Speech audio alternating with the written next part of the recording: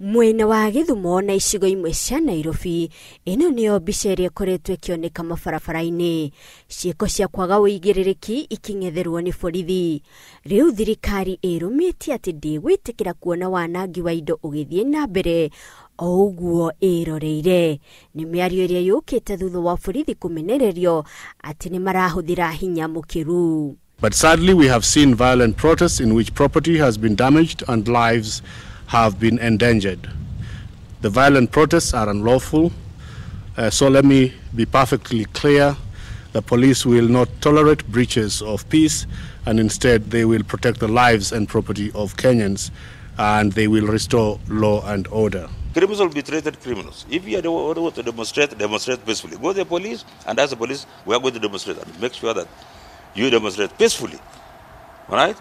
So that you can be able to differentiate between a peaceful demonstrator and a criminal. We cannot allow somebody to go and break, ban this house, ban this office, ban these roads. These roads are very expensive to maintain. We want normalcy in this country. Maafitha a thirikari oroho magithing'iriria njamba njithe kwiyeherania na kuhuthirwo ni ateti kuona ati nio mekugurara ndũgamano-ini ino. Those who incite violence and division will leave you to suffer the consequences.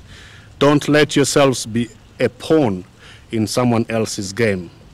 Let the Constitution decide any disputes that remain. They must appreciate that this election is over. We are aware of other guys who say, well, maybe going to court, they're going to do well. Let them go to court. Let the court decide.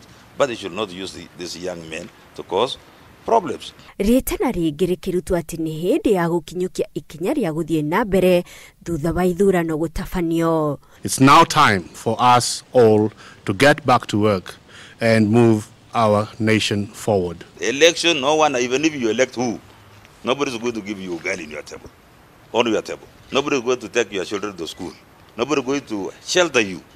We have a lot of work to do in this country. Kuringana na murugamiriri wa gicigo kia Nairobi, icigo iria iragomeirwo ni waga gutakibira na Mathare riu ni ihorerete. Ngiribotera Inooro TV, njitagwo Monica Kagoni.